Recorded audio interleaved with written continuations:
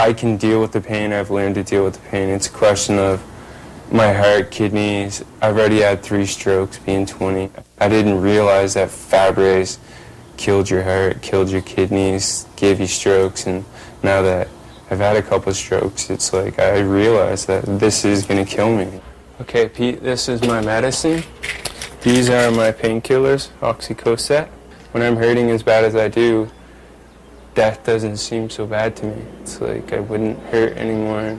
To me, that's my goal, is to not hurt. Darren Nesbitt is 28 years old. He is dying from Fabry, a rare genetic disorder that prevents a breakdown of lipids or fats in the body. That's my dead red blood cells. That's where they accumulate. So if you think about it, if they're on my arm like this where you can see them, these are what build up in my heart, my kidneys, and my brain.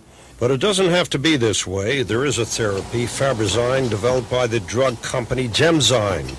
And Darren became part of a clinical trial conducted at the Mount Sinai Hospital in New York. When I get my treatment, it's like I call it my juice. It's like I feel like Superman. That's my girlfriend. It's like I have life, I have energy, I have, my kidneys get clean, my brain gets clean, my heart gets clean. But when it goes out of my system or it's close to my next infusion, I don't have the will to live. I don't have the energy to do much of anything.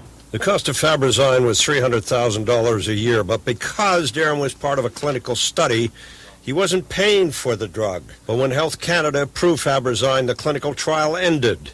As of March 31st, there were no more drugs for me. Now, Ontario won't cover the cost. To me, it just boils down to money, that they think it's too expensive. Our government doesn't feel that we're worth saving. Is it a question of money? It's all, well, of course, in healthcare, it's always a question of money. This is a product that costs close to $300,000 per year per patient. I don't know how to get through to these people. I don't know how to make them understand that we hurt, that we need help, that I can't do any more than I've already done by myself. George Smitherman promised in this letter to Donna Strauss, whose husband died of Fabry, that he would fund the therapy. Now he is squirming out of that promise by hiding behind the Common Drug Review, the bureaucratic body that decides what drugs the provinces will fund. So far it has not approved Fabry, but Ontario could still cover the cost. How dare he write a letter to a widow, man, saying that your husband just died of this disease and then renege on a promise? What are the worst moments? Seeing him in pain and not be able, I can't do anything for him except be there. Darren's partner, Amy, vividly remembers the better days when Darren was receiving Fabrazyme. She knows the man she loves is living on borrowed time. It scares me. It's like, is he going to be here every day?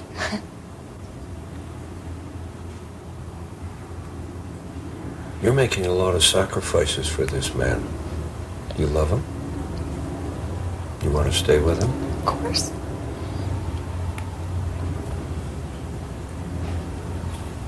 And you could stay with him if he got his treatment.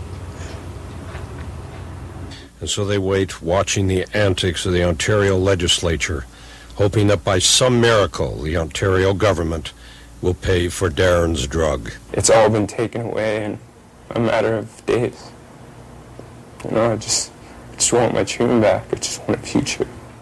I'm Peter Silverman for City Pulse.